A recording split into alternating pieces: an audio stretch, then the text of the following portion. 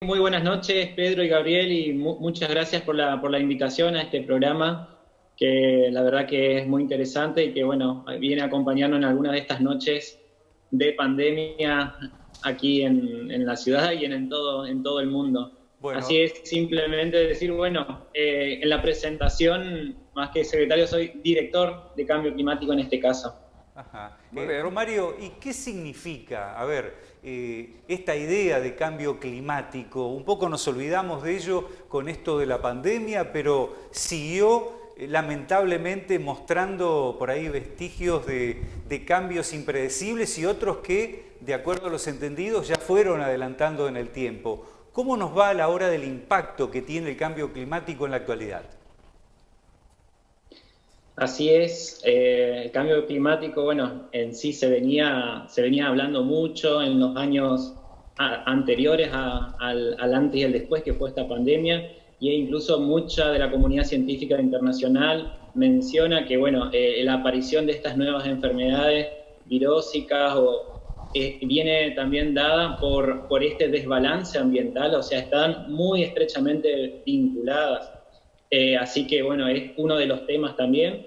Y así a la par estábamos sufriendo en este año y en lo que fue parte del año pasado también muchos eventos catastróficos como los incendios en Australia, que los veíamos día a día, hasta que llegó también acá a Latinoamérica y bueno, todo el Amazonas, parte de Paraguay, y nosotros mismos acá en Misiones estuvimos en emergencia de fuego, digamos, y la sensibilidad, y tuvimos muchos focos de incendio, así que bueno, también los fuimos sufriendo día a día, y eso no paró. Ya durante la pandemia tuvimos también ver lamentablemente nuestro río Paraná, nuestro río Uruguay y nuestras propias cataratas del Iguazú sin agua, semanas, meses, lo cual fue llevando no solo a una cuestión espectacular de vista, pero que también afectó a la parte económica en todo lo que es el transporte fluvial de granos, de transporte, y el cual justamente nuestro país, al ser un gran agroexportador, todas esas barcazas que quedaban varadas o imposibilitadas de entrar a los grandes puertos que tenemos ahí en Rosario. Así que bueno, esto nos fue afectando durante la pandemia, y también bueno, otras situaciones que se van dando, como por ejemplo las migraciones forzadas, que ya las estuvimos analizando y viendo, que fueron apareciendo en Centroamérica, las grandes caravanas que se iban desplazando hacia Estados Unidos por cuestiones sociales, políticas, pero que tenían un fuerte inicio relacionado a las sequías que estaban atravesando ya durante años, en los cuales mucha de su población, que vive netamente de la agricultura de subsistencia, estas sequías paulatinas y constantes se afectó gravemente, llevando al caso de tener que migrar en este caso. Romario, ¿la incidencia de la acción del hombre está directamente relacionada con el impacto del cambio climático o son efectos de la naturaleza que actúa por sí?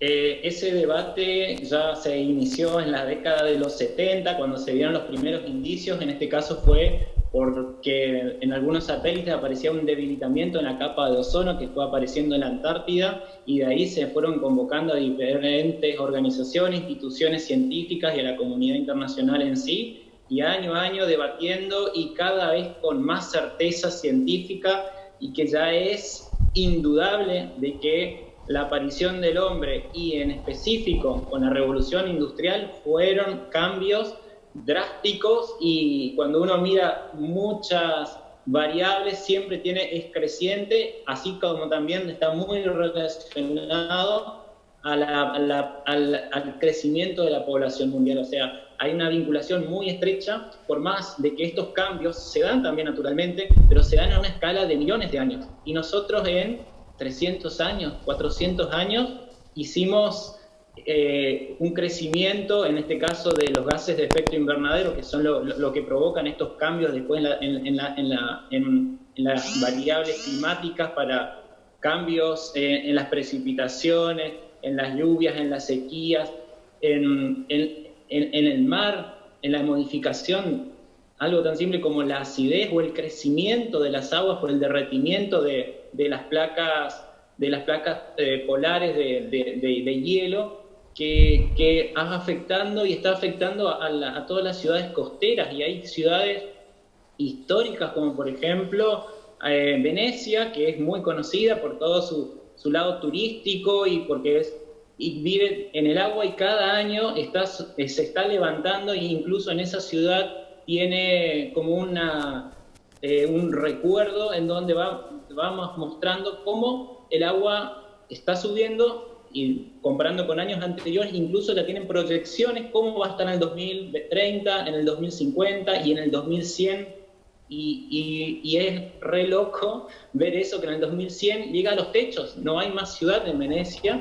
Y bueno, y no es el único caso, así también hay algunas islas de Oceanía en este caso, y hay uno de los primeros países que va a desaparecer, que es Kiribati, cuyo presidente durante años y años estuvo luchando, visitando otros países para entrar en reflexión de que el cambio climático existe, de que está sucediendo, y de que su país es uno de los primeros que va a desaparecer, un país de islas que mide apenas unos 3 metros sobre el nivel del mar, que está sufriendo escasez hídrica, que no tiene agua dulce, y todos sabemos que un país o cualquier persona sin agua dulce no puede vivir en ese lugar. Así que bueno, su actual presidente ahora, en este caso que es Sotro, está apostando a otra cosa, al turismo y a la pesca, pero para poder conseguir recursos y poder comprar tierras en otro país, porque ya sabe que es inviable seguir habitando ahí. Ahora, y eso Sí, no, sí, es impresionante. Sí, no, totalmente.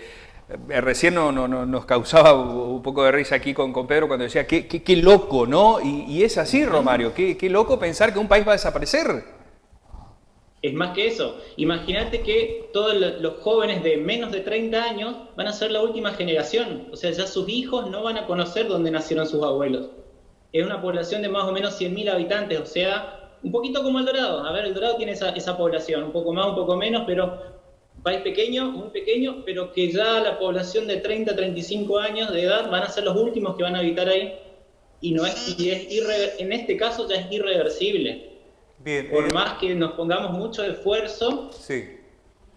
Romario, sí. Mi pregunta es, ¿qué pasa con esos foros mundiales donde se aborda la cuestión? Porque tampoco es un tema que pasa desapercibido para los líderes del mundo y los países más desarrollados, o incluso los tercermundistas. ¿A qué conclusión se llega en estos foros y qué cosas se han ido aconsejando en estos últimos años?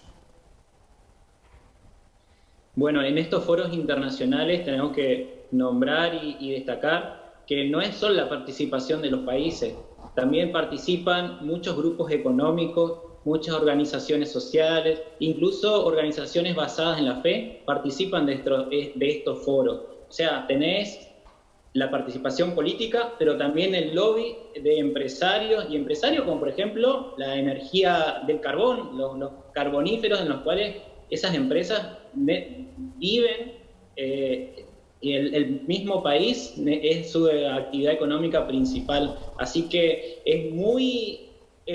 está todo muy entrelazado, la parte corporativa con el país y demás.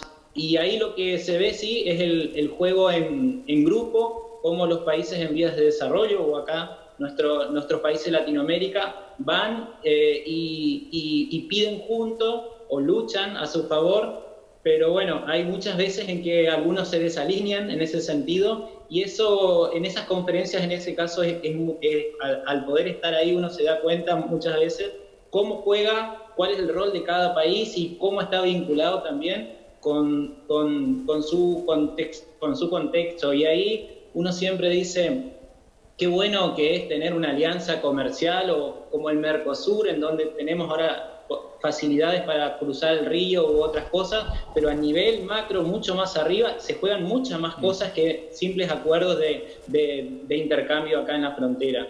Así que bueno, lamentablemente también uno ve la parte triste, que es como los grandes países como Estados Unidos o China a veces no apoyan, ¿y por qué también? Porque bueno, toda su economía se basa justamente en una economía basada en el carbón, en el petróleo. Así que bueno, son los que van a tener que hacer grandes cambios, y que bueno, la presión internacional ayuda un poco, pero también en estos años surgió grandes líderes, en este caso los más jóvenes, que son los que ven afectado su presente y su futuro, como es el caso de Greta Thunberg, esta sueca que dijo un día: yo no voy más a clases hasta que se pongan las pilas los gobiernos.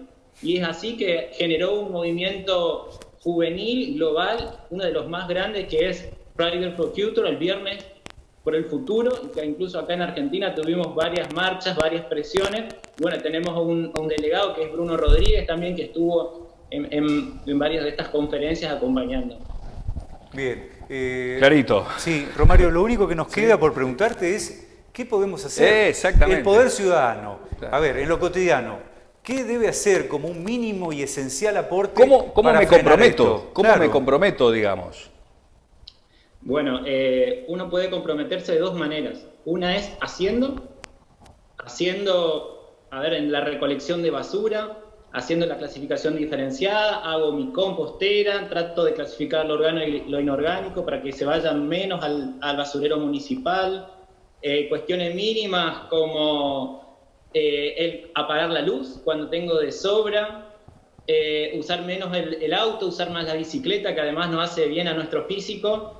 Y después también hacer presión social. Uno tiene que hacer y también tiene que reclamar, ¿sí? No siempre estar tranquilos y decir, bueno, las cosas pasan porque deben pasar. Y muchas de esas cosas pasan porque nosotros demandamos, reclamamos. Así que también a atreverse a exigir, ¿sí? Eso es uno de los pedidos que más surge en efecto, ¿sí? Muy bien. Romario, te queremos agradecer esta charla, poder compartir el programa con nosotros. La verdad que nos has dejado a la comunidad toda conceptos muy, muy claros con respecto a esto del cambio climático, que uno lo escucha habitualmente, pero con estos datos fortalecemos el compromiso, que es lo más importante, ¿no? Sí, además que nos va a tocar, Gaby, viene sobre nosotros esto. Ya lo estamos padeciendo, imagínate la proyección, lo que decía Romario, ¿no? En muy poco tiempo. Un dato que daba, cataratas, lo vivimos hace 2 meses. Sí, pero países o espacios a punto de desaparecer, con lo que conlleva. No es solamente una cuestión geográfica, es una cuestión sociocultural que evidentemente sufre el impacto. Así que invalorable aporte, Romario. Nosotros agradecidísimos